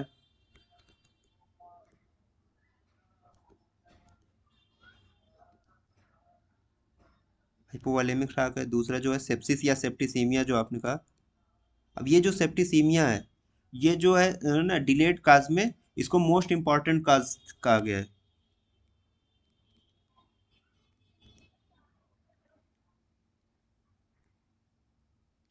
Most important cause of death occurring in 4 to 5 days। Burn के 4 से 5 दिनों के बाद अगर डेथ हो रही है तो ज्यादातर जो माना जाता है कि वो सेप्टिसीमिया से हो रही है, ड्यू टू सेप्टिसीमिया। अब इसमें जो है बहुत सारे ऑर्गेनिजम्स लाइक सीडोमोनास है, या ग्राम नेगेटिव बैक्टीरिया स्टेफाइलोकोकस आरियस है, न्यूमोनिया, ये जो कंडीशंस हैं, न्यूमोकोकस है, इन सब का ये जो माइक्रो ऑर्गेनिजम्स है ये वहाँ पे क्या करेंगे, सेप्सिस पैदा करेंगे, उसकी वजह से ड्यू टू सेप्टिसीमिया जो डेथ हो रही है। ये सबसे इंपॉर्टेंट काज रख दिया गया किसका, डिलेड काज का। और इसके अलावा जो ग्लाटिस है उसका एक्यूट एडिमा हो सकता है, टॉक्सीमिया डेवलप हो रहा है, टॉक्सीमिया डेवलप हो रहा है ना, निमोनिया है, यूटीआई है ना, या इनकी वजह से ये डिलेड काज में डेवलप। अब रिमोट काज, रिमोट का काज मतलब बहुत दिनों के बाद अगर हो रही, लाइक कोई कॉम्प्लिकेशन अगर डेवलप हो रहा है,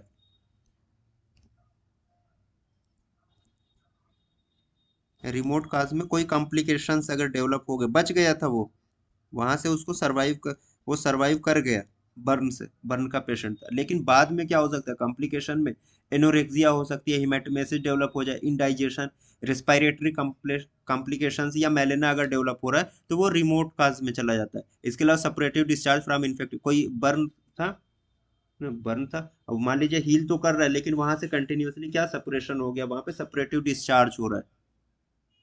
तो वहां से जो इंटरनल ऑर्गन्स की डिजीज भी हो सकती है, बाकायदा जो माइक्रो ऑर्गेनिजम्स है वो कहाँ वो इंटरनली पेनिट्रेट कर सकता है और उसकी वजह से भी वो डेथ काज कर सकता है। सेकेंडरी इन्फेक्शंस वैसे भी फैटल होते हैं। या फिर हम मान लीजिए जो बर्न था वहां पे गैंग्रीन डेवलप हो गई, टेटनस डेवलप हो गया, या एडिमा जो डिपेंडेंट पार्ट्स का था वो डेवलप हो गया, उसकी वजह से भी डेथ हो सकती है। तो ये रिमोट काज में आएंगे जो अराउंड मंथ टू 6 मंथ तक जो है डेथ हो सकती है बर्न का पेशेंट अगर सरवाइव कर गया तो। अब मान लीजिए इसके कॉम्प्लिकेशंस क्या होंगे। बर्न है, कॉम्प्लिकेशंस में क्या क्या मिलेंगे। तो एक तो ये स्कार मिल सकता कर्लिंग है। अल्सर। हाँ ठीक, वो तो याद हो गया। कर्लिंग अल्सर भी मिलता है, मार्जोलिन अल्सर भी मिलता है। अब दोनों की डिफरेंस बताइए। सर मार्जिन लेट कॉम्प्लिकेशन में रहेगा ना। दोनों के दोनों लेट कॉम्प्लिकेशन, जाहिर सी बात है जब ये सब सही होने के बाद ही ये सब आएंगे ना। तो लेट कॉम्प्लिकेशंस तो तो है। कर्लिंग स्टमक में रहता है, वो मार्जिन ड्यूडेनम में। नहीं, ये तो आपने अलग कर दिया एकदम। जो मार्जोलिन अल्सर होता है ये सुपरफिशियल, मान लीजिए स्कार डेवलप हो गया, स्कार, ये जो स्कार है, स्कार कहाँ पे डेवलप हो गया, बाहर की स्किन पे डेवलप हो गया कहीं पे भी। हाँ, एक्सटर्नली स्कार डेवलप है। अब ये स्कार डिहाइसेंस होगा, स्कार डिहाइसेंस होगा यानी जख्म क्या है, जख्म से छेड़खानी हो रही है तो वो क्या, वो टूट जाएगा। जो उस पर फाइब्रोसिस हो रही थी, वो बन रही थी कंटिन्यूसली, तो वो हो सकता है डिहाइसेंस की वजह से वहां पे जो अल्सर होगा, जो वहां पे अल्सर होता है उसको हम कहते हैं मार्जोलिन। मार्जोलिन अल्सर क्या है, स्क्वामस सेल कार्सिनोमा है। ये ड्यू टू रिपीटेड ना, ये स्क्वामस सेल कार्सिनोमा हो जाएगा बाद में। और ये ऐसा नहीं, सुपरफिशियल भी हो सकता है, इंटरनली भी हो सकता है, लेकिन ज्यादातर जो कहाँ पे होते हैं, सुपरफिशियल ये होते हैं, मार्जोलिन अल्सर। अब जो आपने कर्लिंग अल्सर की बात की थी, कर्लिंग अल्सर जो होता है मोस्ट कॉमनली कहाँ पे पाया जाता है। स्टमक में। ना ना, यही प्रॉक्सिमल चीज, part. First part of duodenum को याद है, क्योंकि जो ये कर्लिंग अल्सरेशन जो होता है ना, ये पेयर पैचेस के ऑब्लिटरेशन की वजह से होता है। पेयर्स पैचेस जो होते हैं कहाँ पे पाए जाएंगे, स्मॉल इंटेस्टाइन्स में। ड्यूडेनम। हाँ, डुओडेनम में। तो आमतौर से ये मान के चलिए कि first part of the duodenum वहां पे पाए जाएंगे। और बुक्स में ये भी लिखा है कि अप टू जो पाइलोरिक एंट्रम है, जो गैस्ट्रिक पार्ट है, पाइलोरिक एंट्रम है, वहां पे भी ये अल्सर पाए जा सकते हैं। लेकिन जो रॉबिन्स की पैथोलॉजी है उसने तो सिरे से नकार दिया है कि जो ये अल्सर है ये कभी भी उसमें स्टमक में नहीं पाए जाएंगे, फर्स्ट पार्ट ऑफ डुओडेनम में ही पाए जाएंगे। रॉबिन्स की पैथोलॉजी ने ये चीज दी है। हालांकि इस बुक में जो ये हम फॉरेंसिक की पढ़ रहे हैं इसमें पाइलोरिक एंट्रम का भी जिक्र है कि यहाँ पे भी ये कर्लिंग अल्सर पाए जाएंगे। ठीक है, ये इसके कॉम्प्लिकेशन कुछ थे, स्कार से, किलाइड थे, है ना, कर्लिंग अल्सर्स है, मार्जोलिन अल्सर्स है, कार्नियल ओपेसिटी है, ये सब पाए जाते हैं इसमें। अब जो पोस्टमार्टम एग्जामिनेशन है इसमें बहुत ज्यादा चीजें तो नहीं है। एक चीज तो इसमें याद रखिएगा जो पाई जाती है, प्यूजिलिस्टिक एटीट्यूड बर्न के पेशेंट में मिलता है।